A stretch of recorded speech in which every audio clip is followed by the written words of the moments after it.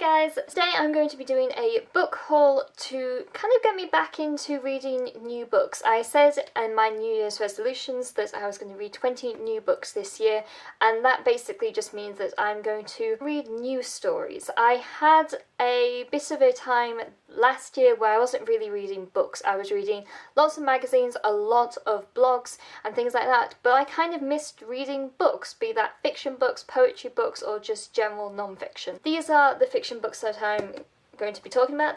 The first thing that I have is I Captured the Castle by Jodie Smith. I've heard about this book multiple times from multiple different people, so I thought, why not get it? I got it in the Vintage Smith Classic one with the red spine, just because I have others of that version and I like to keep those books together. In the same way, when I bought Breakfast at Tiffany's, the book, because I love the film, I bought it in the Penguin Classics version, just so my spines match and I can have them in little groups. I don't actually know much about I Captured the Castle, but I think it's going to be a really great book as something that I necessarily don't know anything about, so I'm going in it with completely no expectations or ideas. Breakfast at Tiffany's, classic film that I've seen. I love the fact that it's actually quite a small book. I would probably call this a novella, really, because it's about 160 pages. So that's a nice thin book. Waterstones normally has a buy one get one half price offer. So the first thing I got was Let It Snow, and this is a collection of 3 short stories by Maureen Johnson, John Green and Lauren Myracle.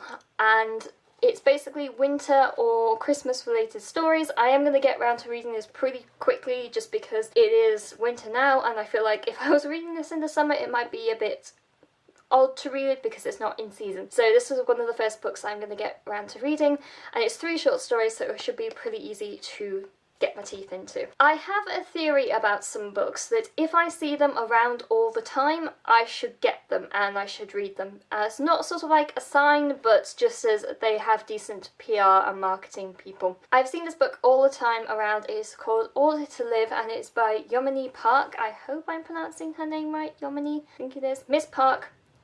This is all about a woman's journey from fleeing North Korea. So last year, I tried as hard as I could to watch videos, read blogs, just basically think of other people outside the box, but I never really did that with my fiction or my writing. Obviously this is not a work of fiction, this is her life, but I love non-fiction and biographies in general, so I'm going to be reading that as sort of a way in, because to be honest with you, I don't know much about North Korea, and admittedly that again is one woman's opinion on what is going on in North Korea, but an actual North Korean's perspective is a lot more valid, I think, than a Westerner's, basically. And the final one is One Day, a book which I'm finally getting around to reading. This is by David Nicholson, and I have no idea about the actual plot of the book. I have no idea what it's really about.